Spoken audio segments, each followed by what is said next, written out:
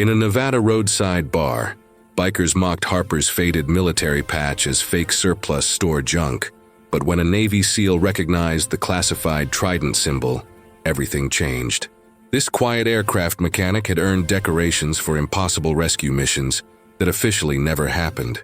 Her story proves that heroes don't always look like what we expect, and sometimes the most extraordinary service happens in complete silence. Hit like if this story moved you, subscribe for more incredible military stories, and comment what state you're watching from. The roadside bar near Naval Air Station Fallon buzzed with the kind of rough laughter that came after long shifts and cheap beer. Rain drummed against windows streaked with years of desert dust, while red neon light from a broken sign cast everything in shades of rust and shadow. The jukebox sat silent in the corner, its chrome surface reflecting the amber glow from overhead bulbs that swayed slightly with each gust of wind against the building. Harper Lane sat alone at a corner table, her fingers wrapped around a coffee mug that had gone cold an hour ago. Her dinner, meatloaf and mashed potatoes, remained untouched. Congealing under the harsh fluorescent light, she kept her head down, dark hair falling like a curtain around her face, hoping to remain invisible in the crowd of off-duty military personnel and local workers who filled the cramped space with their stories and complaints. Her jacket hung on the back of her chair, an old military surplus piece she'd worn for years. The fabric was soft with age, faded green with patches of wear at the elbows, on the lower left side. Barely visible unless someone looked closely, a small patch clung to the material. The stitching was careful, deliberate, though the colors had faded until the design was almost indecipherable. A trident shape, stylized and worn, sat beside fragmented letters. Rex 7. Hey, look at this. The voice cut through the ambient noise like a blade. Evan Brooks, a test pilot with the kind of swagger that came from flying million-dollar aircraft, stood near the bar with 3 other men. His leather jacket creaked as he pointed toward Harper's table, his voice carrying the particular brand of arrogance that military training sometimes failed to temper. "Check out the souvenir shop special," Evan continued, loud enough that half the bar turned to look. His companions, a mix of motorcyclists and base personnel, followed his gaze to Harper's jacket. Harper's shoulders tensed. She could feel eyes settling on her like weight, examining, judging. Her breathing slowed, measured, the way she'd learned to control it during moments of stress. Under the table, her hands formed fists, knuckles white against skin still stained with the day's grease and hydraulic fluid. "Where'd you get that patch, ma'am?" Evan called out, his tone dripping with mock respect. "They selling military memorabilia at the gift shop now." The bar's laughter rippled outward from his group. Infectious and cruel, Harper remained silent, her eyes fixed on the table's scarred wooden surface. She could see her reflection in the coffee's dark surface. Tired, small, insignificant. "Come on," one of Evan's friends chimed in. "That's got to be fake, look at her. She probably bought it online." More laughter. Harper's jaw tightened almost imperceptibly. In her purse, beside her elbow, a metallic glint caught the light. A challenge coin. Heavy and worn, its edges smooth from years of handling. She resisted the urge to touch it, to draw comfort from its familiar weight. Evan approached her table, his boots heavy on the wooden floor. Up close, she could see the confidence in his stride, the way he carried himself like someone accustomed to being right, to being respected. His friends followed at a distance, sensing entertainment. "Seriously," he said, stopping just close enough to loom over her seated form. "Where'd you pick up that patch? Because I've never seen anything like it, and I've been around long enough to know what's real and what's costume jewelry." Harper finally looked up. Her eyes were steady, gray-green like ocean water before a storm. She didn't speak, but something in her gaze made Evan's smile flicker just for a moment. "Nothing to say," he laughed, but it sounded forced now. "Come on, we're all friends here. Just curious about the hardware you're wearing."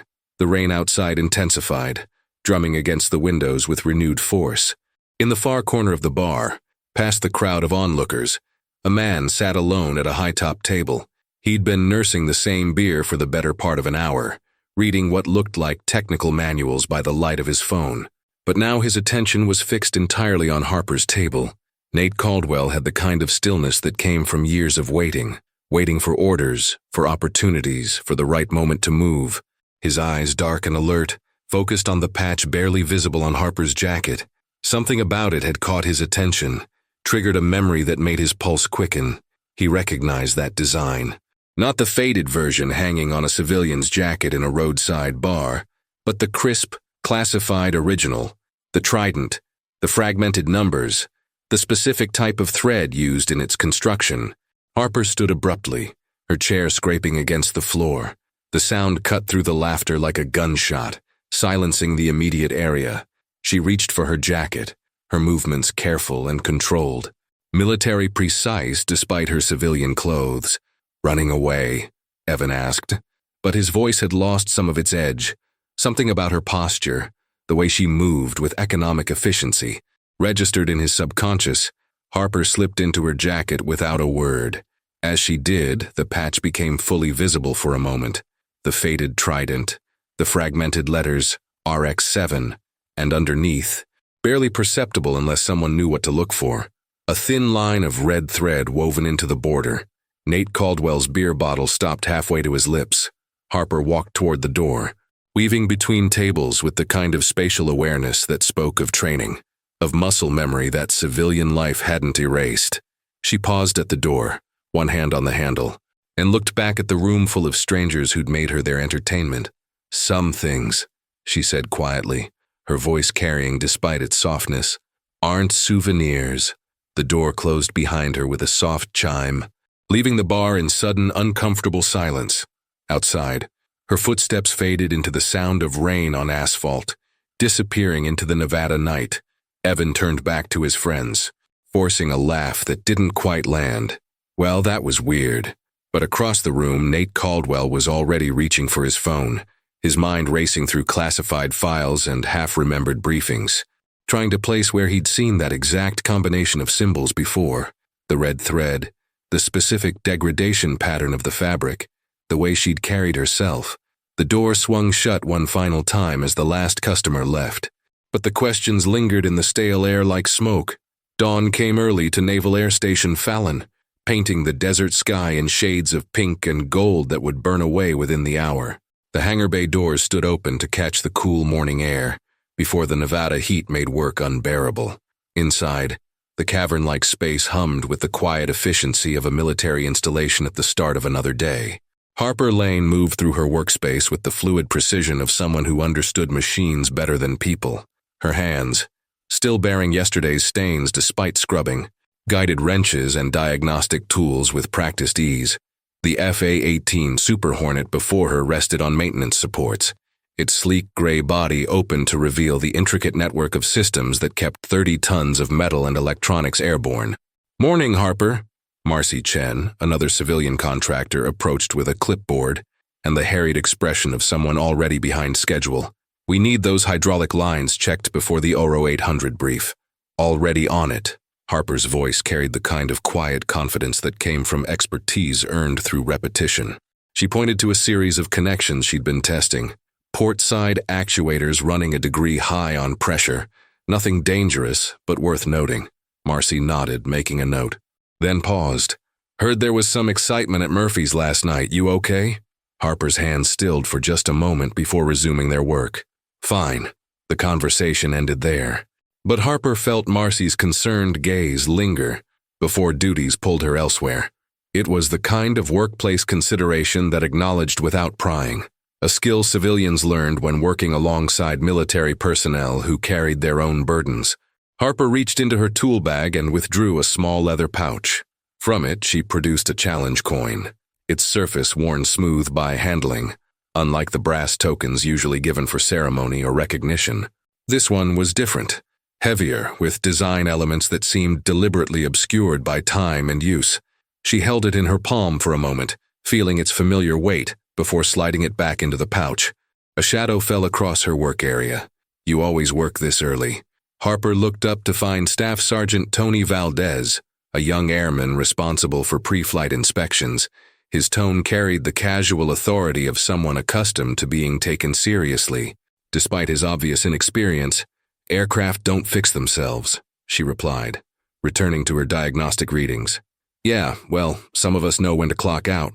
Valdez picked up one of her tools, examining it with the kind of confidence that came from knowing just enough to be dangerous. This hydraulic system's pretty standard. Nothing a tech school graduate couldn't handle. Harper straightened slowly, her movement controlled and deliberate. Sergeant, that standard hydraulic system operates at 3,000 psi, one loose connection, and the pilot loses control authority at Mach 1 to 2. She took the tool from his hands with gentle but absolute authority. Tech school teaches procedures. Experience teaches consequences. Something in her tone, not aggressive but absolutely certain, made Valdez step back. There was knowledge there, layered and deep, that extended beyond routine maintenance. Right, he muttered, suddenly uncomfortable. Carry on. As he walked away, Harper noticed other eyes on her. The hangar buzzed with the kind of low-level gossip that flourished in close quarters. Word traveled fast on a military installation, and last night's scene at Murphy's bar had already made its rounds through the morning briefings. She adjusted the aircraft's access panel. Her movements economical and precise despite her civilian clothes and contractor status. Certain habits remained. The way she checked exits when entering a space, the unconscious straight-line posture even while bending over equipment, the methodical approach to complex problems that spoke of training that went deeper than technical school. The challenge coin rested in her pocket like a secret, its weight a reminder of things she'd learned to keep buried. But burial, she discovered, wasn't the same as erasure. Some things had a way of surfacing, especially when people started asking questions about patches and symbols they didn't understand. Through the hangar's open doors, the morning sun climbed higher, promising another day of desert heat and routine maintenance. But routine, Harper had learned, was a fragile thing. Yesterday's humiliation still stung, not because of the laughter. She'd endured worse, but because someone had come close to recognizing something she'd worked years to keep hidden. She returned to her diagnostic equipment, losing herself in the familiar rhythm of troubleshooting and repair. In her pocket, the challenge coin remained silent, keeping its secrets for now. But secrets, like machines under stress, had a tendency to reveal their true nature when pressure was applied in just the right way. The morning briefing bell echoed across the hangar, calling personnel to their daily assignments. Harper remained at her station, focused on the aircraft before her, unaware that her quiet competence was being observed by someone who'd begun to ask very specific questions about patches, challenge coins, and the kind of training that left permanent marks on how a person moved through the world. The mess hall at Naval Air Station Fallon carried the institutional efficiency of military dining. Long tables arranged in precise rows, the clatter of trays and utensils creating a steady background rhythm, punctuated by conversations that ranged from technical shop talk to weekend plans. The smell of industrial coffee mixed with whatever passed for today's lunch special, creating an atmosphere of functional nourishment rather than culinary ambition. Evan Brooks sat with his usual crew at a table near the windows, his voice carrying over the ambient noise with the particular projection that came from telling a story he'd already decided was entertaining. His audience, a mix of pilots, crew chiefs, and off-duty personnel, leaned in with the kind of attention that good storytelling commanded. So this woman sitting there, Evan continued, gesturing with his fork for emphasis, wearing what's obviously some kind of fake military patch. I mean, she looked like a mechanic or something. Grease under the fingernails. Wearing civilian clothes, but she's got this patch that's supposed to be some kind of special operations gear. Murmurs of amusement rippled around the table. Someone asked, what kind of patch? Some kind of trident thing with numbers. Looked like something you'd buy at a surplus store. Evan leaned back in his chair, savoring the attention. So I called her out on it. You know, politely. Asked where she got it. And, prompted Lieutenant Sarah Michaels, a helicopter pilot whose expression suggested she wasn't entirely comfortable with the direction of the story. She ran. Evan's smile widened. Literally got up and walked out without saying a word, guilty conscience, obviously. The laughter that followed had an edge to it. The particular discomfort that came from group dynamics when someone crossed a line that not everyone was comfortable crossing. Few people shifted in their seats, suddenly focused on their food. Look, Evan continued, sensing the need to justify his actions. I'm not trying to be a hard ass, but stolen valor is a real thing. Right? People walking around pretending to be heroes when real heroes bled for those decorations. His voice took on a tone of righteous authority. We owe it to the real operators to call out the fakes. Major Patricia Williams, a logistics officer with 15 years of service, looked up from her salad. Did you ask what unit she claimed to serve with? Didn't get the chance. Like I said, she bolted the moment I started asking questions. Evan's confidence seemed to waver slightly under the Major's steady gaze. But come on, you saw her. Did she look like special operations material to you? The question hung in the air like a challenge. Around the table, people found sudden interest in their meals, the weather outside, anywhere but the conversation that had taken a turn from entertainment into something more serious. What I saw, Major Williams said carefully, was someone trying to eat dinner in peace. Before Evan could respond, his phone buzzed with a text message. He glanced at it, then looked up with renewed energy. Actually, this is perfect. Base Command wants to clear this up. They're calling a meeting this afternoon. Small gathering. Nothing formal, just to verify credentials and put this whole thing to rest. Lieutenant Michaels frowned. A meeting about what? Exactly. About authenticity. About making sure people understand the difference between earned decorations and costume jewelry. Evan's voice carried the satisfaction of someone who believed he was about to be vindicated. They've asked the woman to attend. Give her a chance to explain where she got the patch. Maybe clear the air. What Evan didn't mention, what he didn't know, was that the meeting had been requested not by Base Command, but by someone who'd spent the previous evening making very specific phone calls to very specific people. Someone who'd recognized details that Evan had missed. Someone whose questions had nothing to do with stolen valor and everything to do with classified programs that officially didn't exist.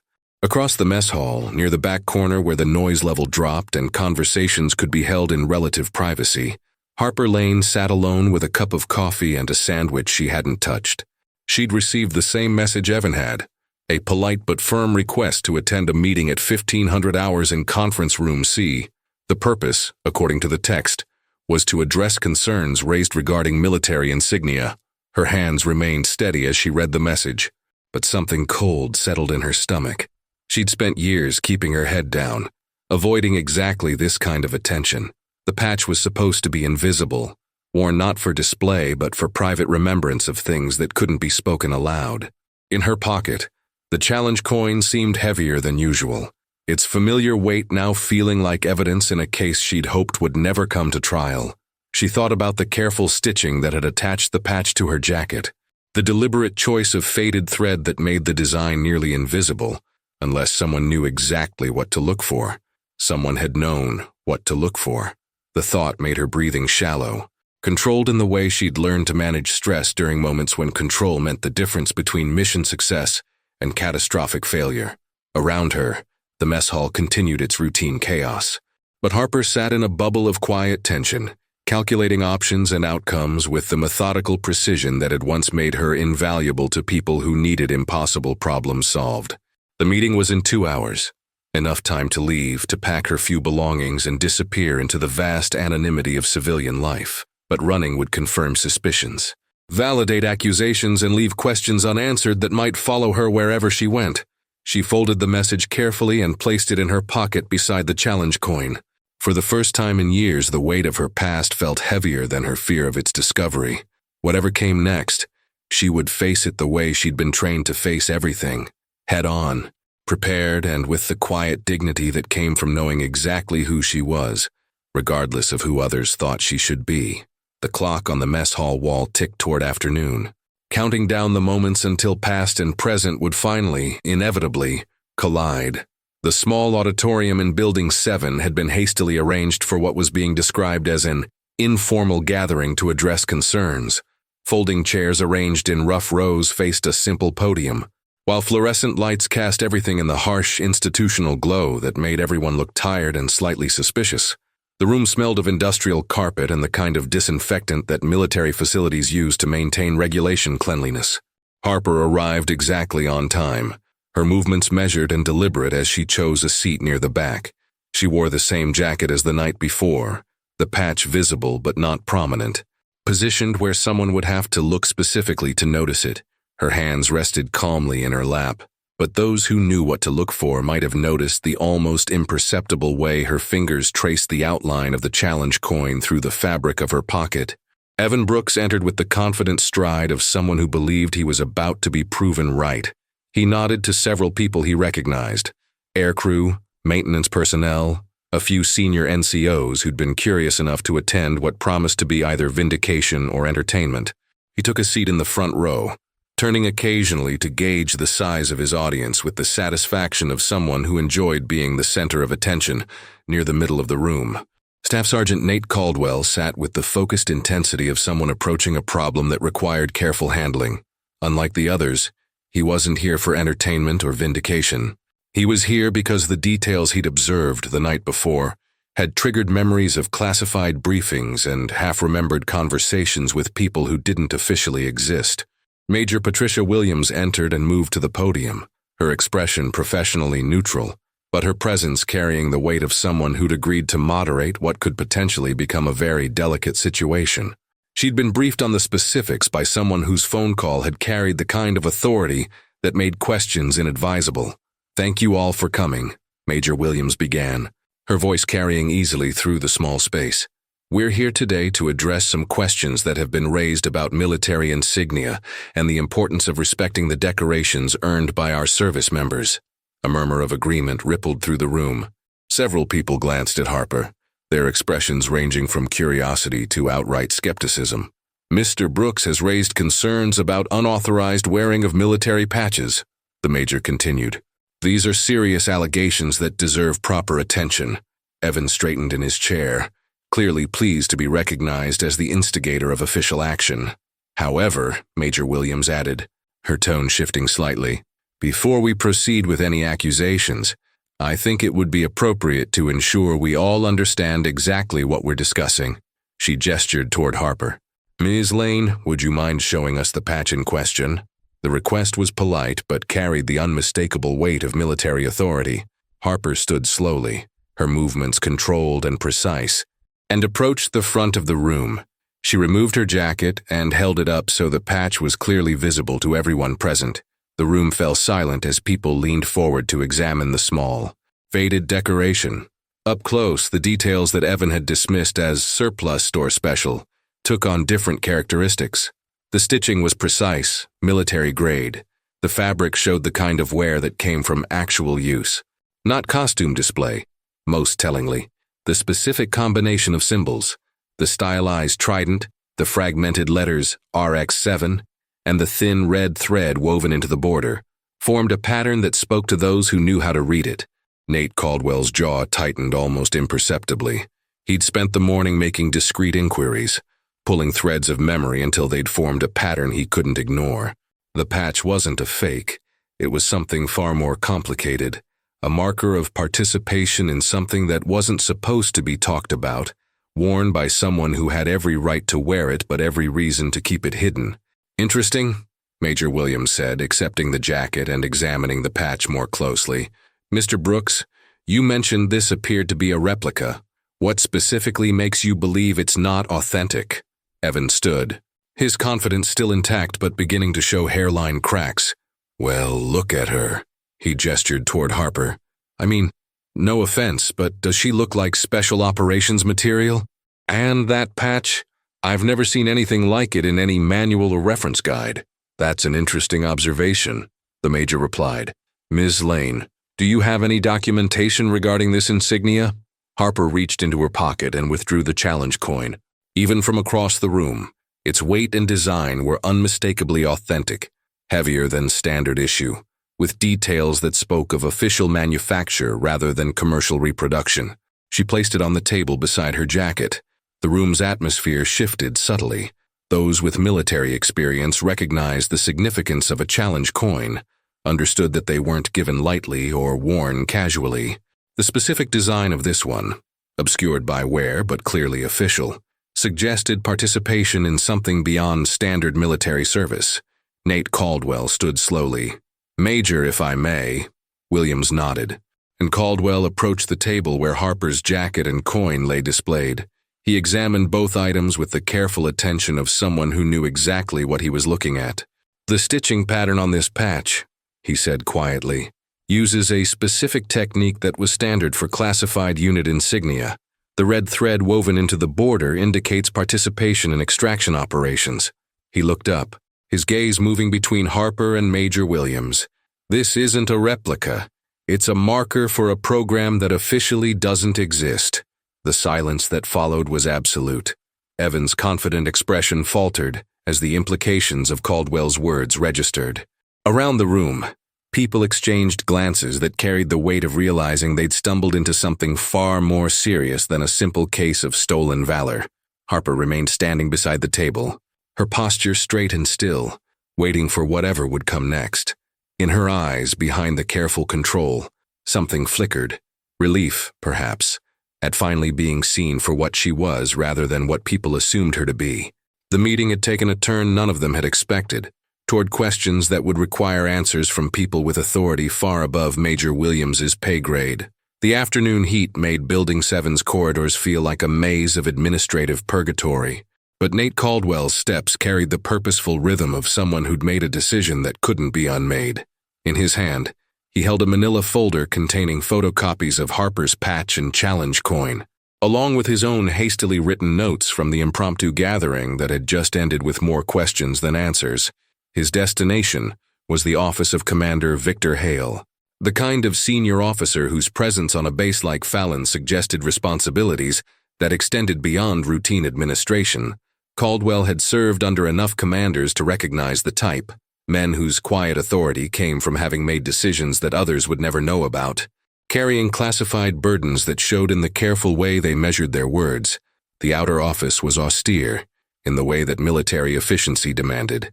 Gray metal desk, regulation filing cabinets, a flag in the corner that hung with the perfect stillness of daily attention to detail. Petty Officer Rodriguez, Haley's aide, looked up from her computer with the polite wariness that came from screening visitors for a commanding officer whose time was perpetually spoken for. "You Staff Sergeant Caldwell to see the commander," Nate announced. "No appointment, but it's regarding the situation that just concluded in Conference Room C." Something in his tone, the careful formality that suggested official business rather than routine inquiry, made Rodriguez reach for her phone without question. The brief conversation was conducted in the kind of military shorthand that conveyed urgency without creating alarm. "The commander will see you now," she said, gesturing toward the inner office door. Victor Hale's office reflected the accumulated authority of a 30-year career, commendations and unit photographs arranged with precision, a bookshelf containing technical manuals mixed with leadership texts, and behind his desk, a window that looked out over the flight line where FA-18 sat in neat rows like sleeping predators. Hale himself was a study in controlled authority, gray hair cropped short, uniform pressed to regulation perfection, and the kind of steady gaze that had seen enough to remain calm in situations where others might panic. "Staff Sergeant," Hale said, gesturing to a chair across from his desk, "I understand there was some excitement this afternoon regarding military insignia." Caldwell took the offered seat, placing the folder carefully on his lap. "Sir, I believe we may have a situation that requires your attention. A civilian contractor has been questioned about wearing what appears to be authentic insignia from a classified program." The statement hung between them like a live electrical wire. Hale's expression didn't change, but something shifted in his posture. A subtle straightening that suggested full attention now focused on the conversation. "Show me," Hale said simply.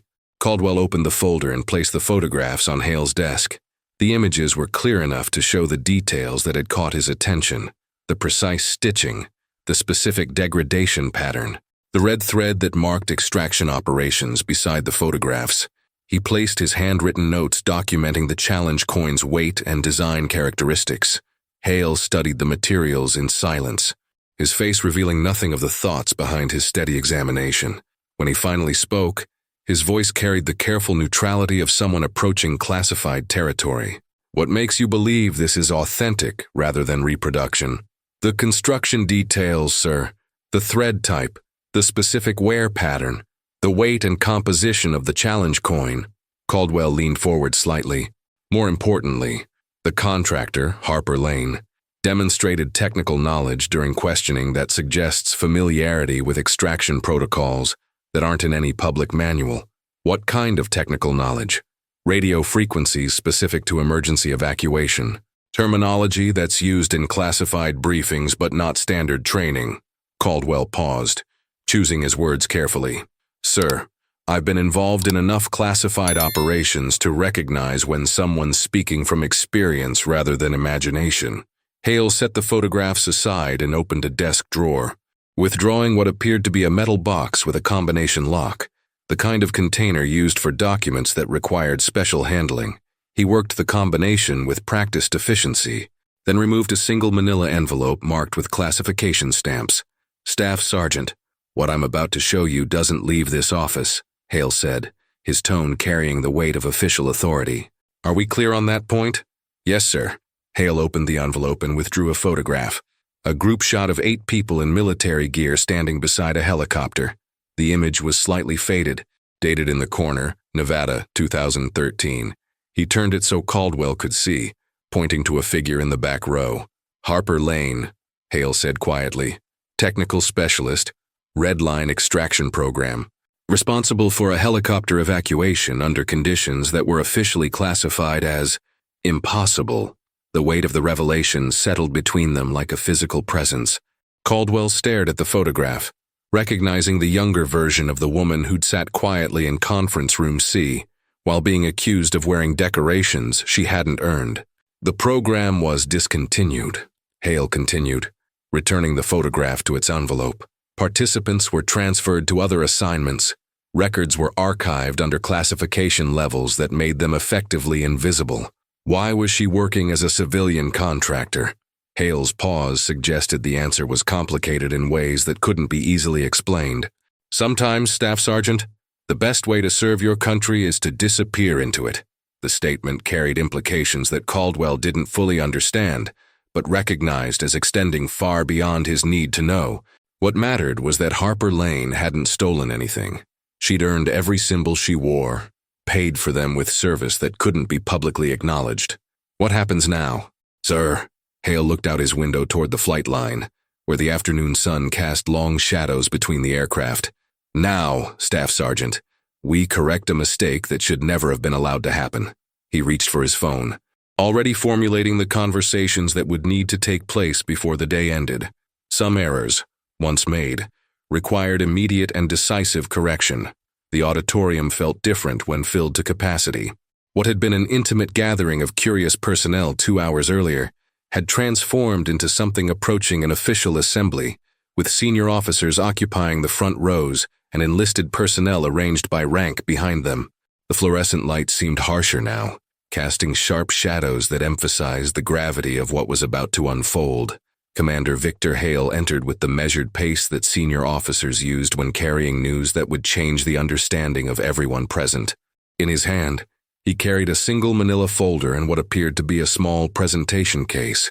Behind him, Staff Sergeant Caldwell followed at the precise distance that military protocol demanded, his expression carefully neutral, but his posture suggesting he understood the historical significance of what was about to happen. Harper Lane sat in the same chair she'd occupied earlier, but the context around her had shifted dramatically. Where before she'd been the subject of scrutiny and suspicion, now she was the center of something approaching ceremony. Her jacket lay folded in her lap, the patch visible but no longer the object of doubt. Rather, it had become evidence of service that demanded recognition. Evan Brooks occupied a chair near the back now, his earlier confidence replaced by the pale uncertainty of someone who'd realized his public accusations had been spectacularly wrong. Around him, the personnel who'd enjoyed his storytelling at lunch now avoided eye contact, understanding that they'd been participants in something that reflected poorly on everyone involved.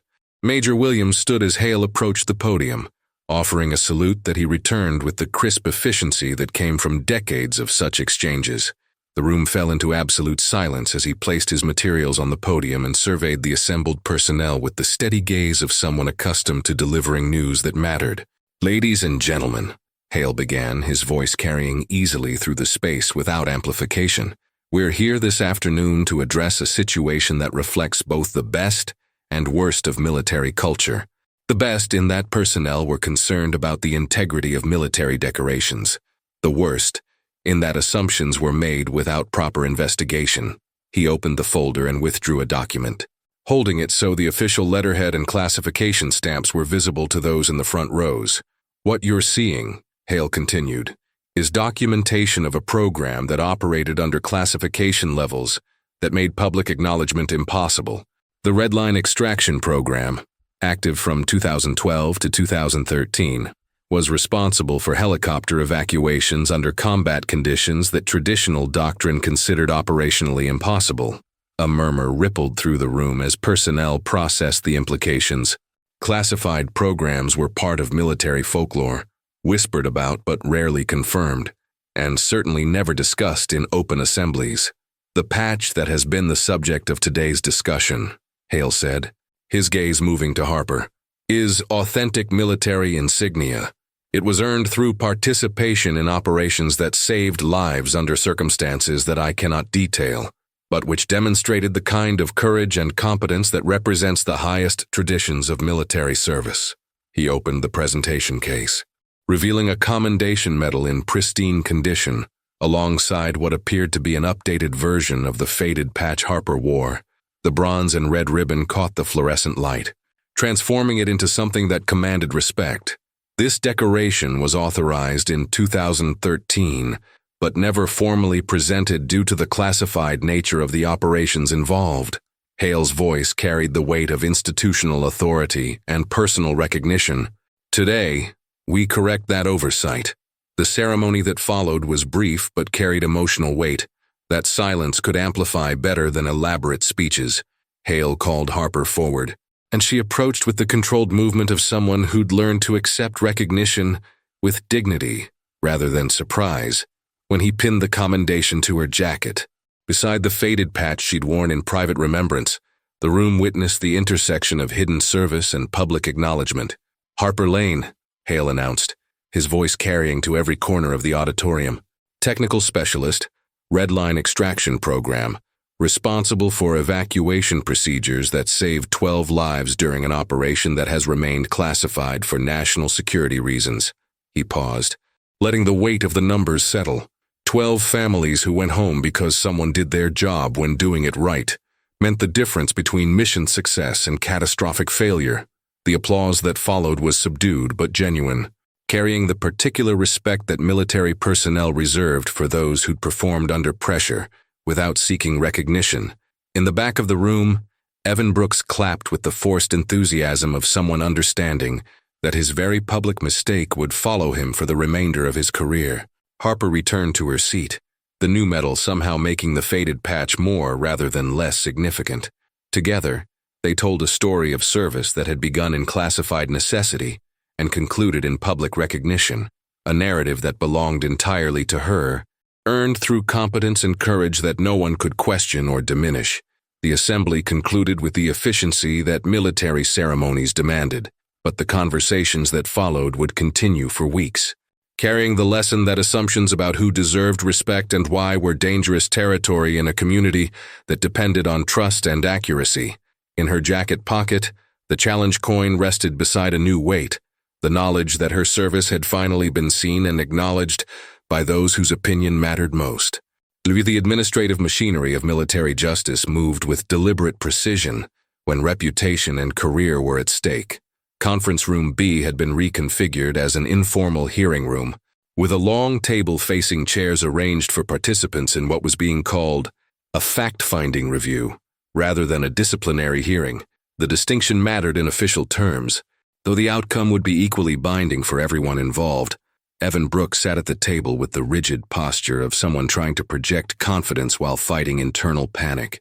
Beside him, his squadron leader, Major David Chen, maintained the carefully neutral expression of an officer who'd been assigned the thankless task of representing someone whose actions had created institutional embarrassment. Across from them, Harper Lane occupied a chair with the calm stillness that had characterized her throughout the entire ordeal. Commander Hale presided from the head of the table, flanked by Staff Sergeant Caldwell and Major Williams, both serving as witnesses to events that would now become part of official record. The proceedings carried the formal weight of military protocol, but the underlying tension spoke to personal consequences that extended far beyond paperwork.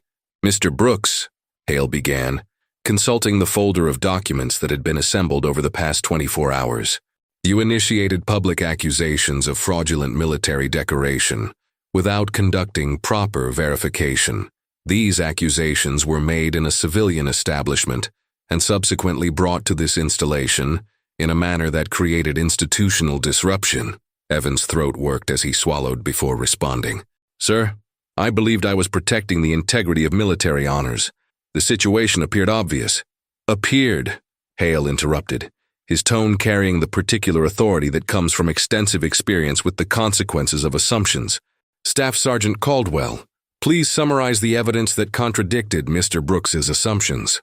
Caldwell referred to his notes with the precision that military documentation demanded. Sir, detailed examination revealed authentic construction techniques, official thread specifications, and a challenge coin with characteristics consistent with classified program participation. Additionally, the accused demonstrated technical knowledge of extraction protocols not available in public sources, the weight of professional competence being used to correct professional incompetence hung heavily in the room. Everyone present understood that careers could be damaged or ended by exactly this type of public error. In judgment, Ms. Lane, Hale continued, his tone shifting to something approaching personal recognition, you maintained dignity under circumstances that would have justified a more forceful response. Your conduct reflects credit on both your military service and your character as a civilian contractor. Harper's response was measured and without vindictiveness. Sir, I understood the confusion. The patch isn't commonly recognized, and the program's classification made explanation impossible without proper authority. Her grace under pressure stood in sharp contrast to the aggressive certainty that had initiated the entire situation. Around the table, the difference between professional conduct and personal ego became starkly apparent. Mr. Brooks, Hale said, returning his attention to the man whose assumptions had created the need for this gathering. What's your understanding of the impact your actions have had on base morale and institutional reputation? The question forced Evan to confront consequences that extended beyond his personal embarrassment. Military installations depended on trust and accurate assessment. When personnel made public accusations without proper investigation, the damage affected everyone who worked there. Sir, Evan replied, his voice carrying the strain of someone recognizing the scope of his mistake. I realized that my actions created unnecessary conflict and reflected poorly on the professionalism of base personnel. More specifically, Hale pressed, your actions subjected a decorated veteran to public humiliation based on assumptions about her appearance and civilian status. This type of judgment represents exactly the kind of bias that undermines military values. The silence that followed was absolute. In military culture, being formally corrected by senior authority was a career-defining moment, the kind that would be remembered and referenced long after the immediate consequences had been resolved. Major Chen cleared his throat carefully. Sir, Mr. Brooks recognizes the severity of his error and is prepared to make appropriate amends. Hale consulted his documents again, then looked directly at Harper. Ms. Lane, given that you were the injured party in this situation, do you have any recommendations regarding resolution? The question gave Harper the opportunity for vindictiveness that no one would have criticized. Instead, she demonstrated the kind of leadership that military training was supposed to instill, but didn't always achieve. Sir, I believe Mr. Brooks acted from genuine concern for military integrity. Even though his methods were flawed, a public apology acknowledging the error would be sufficient correction. Her response revealed character that transcended the immediate conflict. The ability to separate good intentions from poor execution, to address the behavior without destroying the person. It was a display of maturity that highlighted the contrast between her approach and Evan's initial handling of the situation. The administrative resolution that followed was swift and decisive. Formal counseling for Evan Brooks, commendation for Harper Lane's conduct under pressure, and institutional recognition that proper investigation should precede public accusations. The paperwork would be filed, lessons would be documented, and base personnel would understand that assumptions about who belonged and who didn't required more careful consideration. As the hearing concluded, Harper gathered her materials with the same quiet competence that had characterized her throughout. The medal now pinned to her jacket caught the conference room's fluorescent light, transforming it into a symbol that demanded the respect she'd always deserved but rarely received. The hangar bay had been transformed into something approaching a celebration, though military efficiency kept the arrangements modest and purposeful. Work tables had been pushed aside to create space for the small gathering, while someone had strung lights that softened the harsh industrial illumination into something warmer and more personal. The massive doors remained open to the evening air, allowing the desert sunset to paint everything in shades of gold and amber. Harper Lane stood near the center of the improvised ceremony space. Wearing her jacket with both the original faded patch and the newly presented commendation visible, the contrast between them told a story. Service that had been hidden and service that was finally being acknowledged. Around her, a carefully selected group of base personnel and civilian contractors created an audience that represented the community she'd served quietly for years.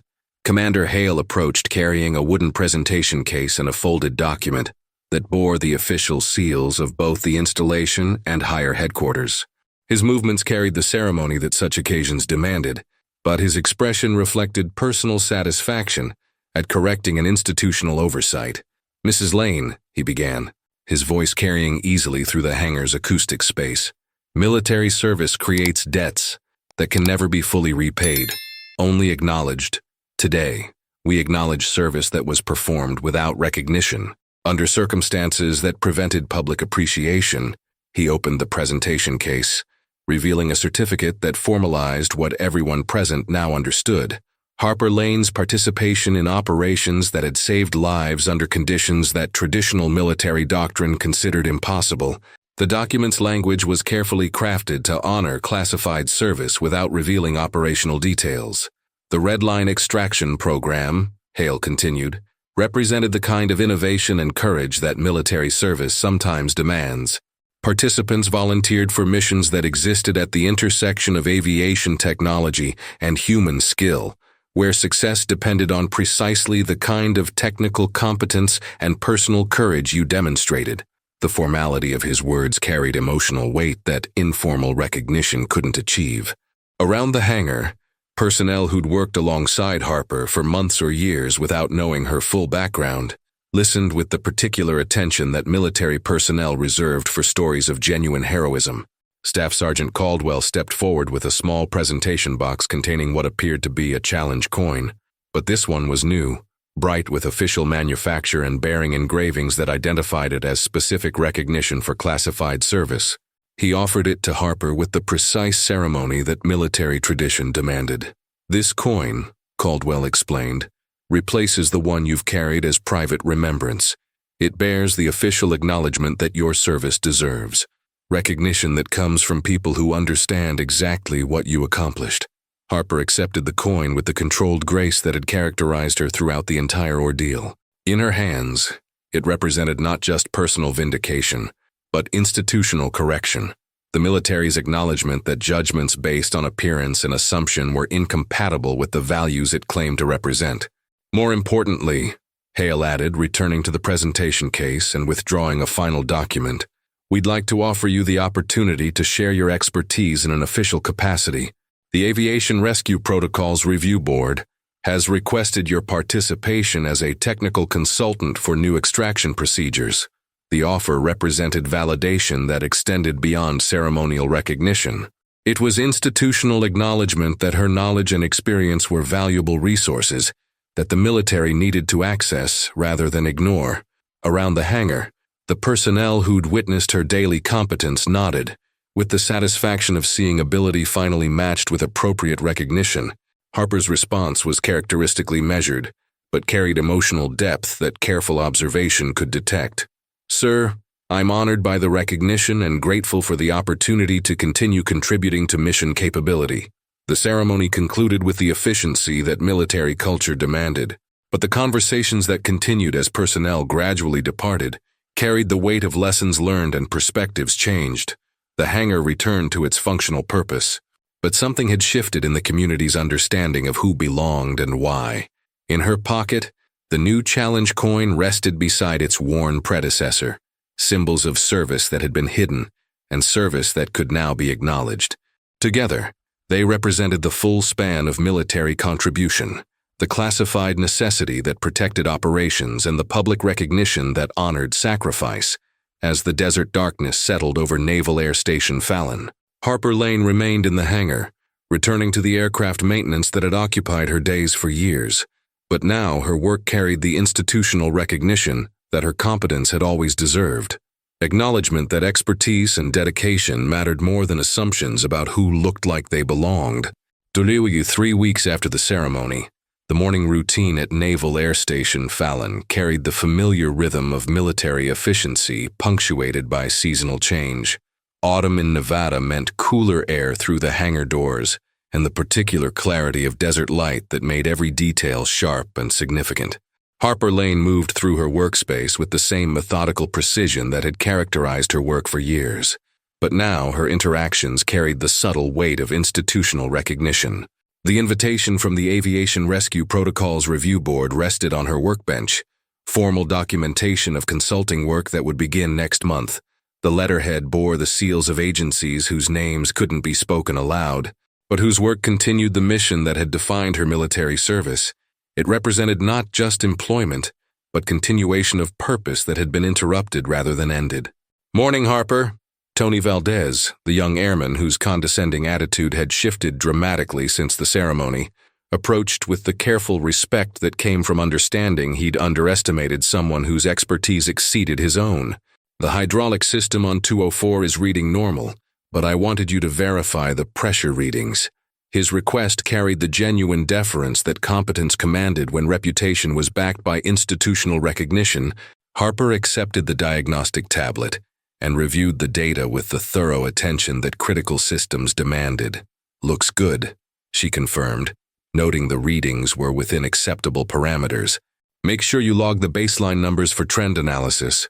Hydraulic degradation usually gives warning before failure." The interaction represented the kind of professional respect that should have existed all along, but had required formal ceremony to establish.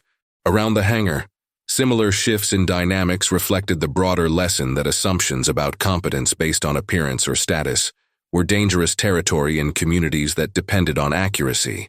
Staff Sergeant Caldwell entered the hangar with the purposeful stride of someone carrying official business. In his hand, he held a small package and what appeared to be a formal letter. His approach drew Harper's attention away from the aircraft systems that usually absorbed her focus. "Ms. Lane," he said, offering a salute that carried genuine respect rather than ceremonial obligation. "I have a delivery from Commander Hale's office." The package contained a final element of institutional recognition, an updated identification badge that listed her civilian contractor status alongside notation of her classified service record. It was a small thing, a plastic card that would clip to her shirt, but it represented official acknowledgement that her background was part of her professional credentials, rather than something to be hidden. "There's something else," Caldwell added, his tone suggesting personal rather than official communication. "The commander wanted you to know that your old unit designation has been added to the base historical display. Not the classified details, just recognition that the Red Line extraction program existed and contributed to aviation rescue capability." The historical display occupied a glass case in the base headquarters building, containing unit patches and photographs that told the story of military aviation development. Harper's addition to that narrative represented institutional memory that honored classified service without compromising operational security. The morning proceeded with the routine efficiency that military installations demanded, but Harper's work carried the additional responsibility of consulting duties that would begin soon. The aircraft she maintained would benefit from protocols developed using knowledge that had been hidden for years, but could now contribute to mission capability during her lunch break. She walked to the headquarters building to see the historical display that Caldwell had mentioned. In a corner of the case, beside patches from squadrons whose missions could be publicly acknowledged, a small placard read, "Red Line Extraction Program, 2012-2013, Specialized Aviation Rescue Operations." Below it, a generic military aviation patch represented service that couldn't be detailed but could finally be remembered. The recognition was modest, appropriate for classified operations, but it represented institutional acknowledgement that service performed in secrecy deserved some form of public memory. For Harper, it meant that her military contribution was part of the base's official history, rather than personal secret. As she returned to her hangar, Harper reflected on the transformation that had occurred over the past month. She was still the same person, performing the same work with the same skills and experience, but the community's understanding of who she was and what she represented had shifted dramatically, from assumptions based on appearance to recognition based on competence and service. The challenge coin in her pocket, both the worn original and the bright replacement, reminded her that some forms of service were measured in private symbols rather than public ceremony. But institutional recognition mattered too, because it established that military values extended beyond assumptions about who looked like they belonged. The afternoon brought new aircraft, new problems to solve, and new opportunities to demonstrate the expertise that had been acknowledged but never changed. Harper Lane remained exactly who she'd always been, a technical specialist whose competence had saved lives under impossible conditions. The only difference was that now, finally, everyone else knew it too. In 2 weeks, she would begin consulting work that would apply her classified experience to current operational needs. But today, she was content to maintain aircraft and train airmen, secure in the knowledge that her service was part of the base's official story, and her expertise was valued by people who understood exactly what it meant. The late afternoon sun slanted through the hangar doors as Harper Lane completed her final inspection of the day, her movements carrying the measured precision that years of critical work had ingrained into muscle memory. The FA-18 Super Hornet before her gleamed under the industrial lights, its systems checked and rechecked with the kind of thoroughness that made the difference between routine flight and emergency landing. Commander Victor Hale appeared in the hangar entrance, moving with the purposeful stride of someone carrying news rather than making routine visits. In his hand, he held an official envelope bearing the seal of Naval Air Systems Command, the kind of correspondence that signified opportunities rather than problems. "Ms. Lane," Hale called, his voice carrying across the hangar's acoustic space with the authority that 25 years of command had developed. "Could I have a moment of your time?" Harper approached, wiping her hands with a shop rag, her expression attentive but calm. The week since her public recognition had brought a steady stream of official correspondence, consulting contracts, security clearance renewals, invitations to contribute expertise to programs that required her specific background. "Sir," she acknowledged, accepting the envelope with the respect that formal communication demanded. "That's your official assignment letter for the Aviation Rescue Protocols Review Board," Hale explained, his tone carrying satisfaction at institutional processes that functioned correctly. "Effective next month, you'll be splitting time between base maintenance duties and consulting work that will help develop new evacuation procedures." The letter inside detailed responsibilities that would apply her classified experience to current operational needs, work that would honor her background, while contributing to mission capabilities that could save lives in circumstances similar to those she'd faced years earlier. It represented the kind of professional recognition that transformed past service into current value. More importantly, Hale continued, reaching into his jacket pocket and withdrawing a small presentation box, "there's one final element of recognition that has been approved by higher headquarters." The box contained what appeared to be a standard military coin, but closer examination revealed details that marked it as something special. Instead of a unit designation, it bore the simple inscription, "For service in circumstances that cannot be named." Below that, a date range, 2012-2013. "This coin," Hale explained, "acknowledges classified service that contributed to national defense but cannot be detailed in public records. There are fewer than 50 of these in existence, awarded only to personnel whose service was essential but invisible." Harper accepted the coin with the controlled grace that had characterized her response to recognition throughout the process. In her hands, it represented institutional acknowledgement that some forms of military service occurred beyond public awareness, but deserved private honor. Staff Sergeant Caldwell approached from across the hangar, his presence completing a circle of recognition that had begun with his observation of details others had missed. In his hand, he carried a small metal case containing what appeared to be an updated patch, the same design Harper had worn for years, but manufactured with current materials and official backing. "This replaces the one you've been wearing," Caldwell offered, opening the case to reveal the familiar trident design rendered in crisp detail. "Official issue, current manufacture, with authorization for permanent wear." The gesture meant that Harper's visible symbol of service would no longer be a faded reminder of past recognition, but a current demonstration of institutional acknowledgement. Her jacket would carry both the classified marker of her historical service and the open recognition of her current contribution. "There's something else," Hale added, his tone shifting to something more personal than official. "Your consulting work will require occasional travel to test sites where new procedures are being developed. You'll be working directly with active extraction teams, providing expertise that bridges historical knowledge and current capability." The assignment represented full circle recognition, from hidden service to institutional acknowledgement, to active contribution to mission success. Harper's experience would inform training and procedures that would prepare current personnel for circumstances that required the same kind of innovation and courage she demonstrated years earlier.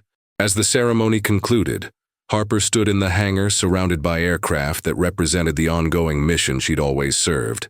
The coins in her pocket told a story of service that had begun in classified necessity, survived years of institutional invisibility, and concluded with recognition that honored both secrecy and contribution.